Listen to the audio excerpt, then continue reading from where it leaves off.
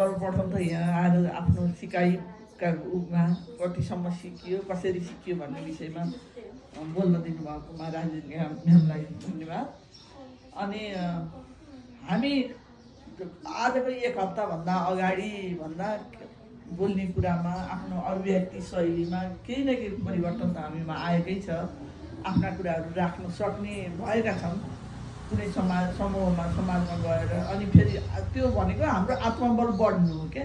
अहिले हामीसित शब्द नभएर शब्द नजानेर नबोलेका होइनौँ। हाम्रो आत्मबलको कमजोरी गर्दाखेरि त्यहाँ गएर बोल्यो भने मैले त गल्ती नै बोल्छु कि, अनि अब सबै मभन्दा ठुला मञ्चमा आइसकेपछि अगाडिका मान्छेहरू आफूभन्दा ठुला देख्ने, जान्ने देख्ने, आफूलाई सधैँभरि नजान्ने देख्ने, त्यसले गर्दा पनि हो।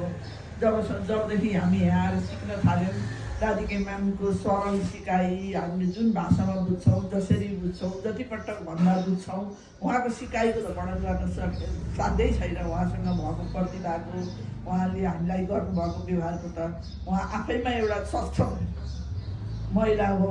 र पनि उहाँको सङ्गत गरेको थोरै अवसरमा हामीले पनि उहाँबाट कति कुराहरू आफ्नो क्षमता अनुसारका कुराहरू ग्रहण गर्ने मौका पायौँ। उहाँलाई धेरै धेरै धन्यवाद। अब पनि यी अवसरहरू जुटेछ भने, उहाँसँग नजिक हुने मौका मिलेछ भने पनि मौका मिलेछ भने उहाँबाट अझै सिक्ने कुराहरू सिक्नमा हामीले गर्ने छैनौँ। मौका जतिखेर जहाँ भेटे पनि उहाँबाट सिक्न सक्नुहुन्छ कि हजुरहरूले। मौका मिलेछ भने अझै पनि सिक्ने प्रयास गर्नेछौँ। सबै ठुलै नभए पनि उद्घोषणै पेसा नै अप्नाउन नसके पनि कमसेकम अस्तिको उमा भन्दा आज सबैमा आत्मबल बढेर गएको चाहिँ मैले महसुस गरेको छु। धन्यवाद। Thank you.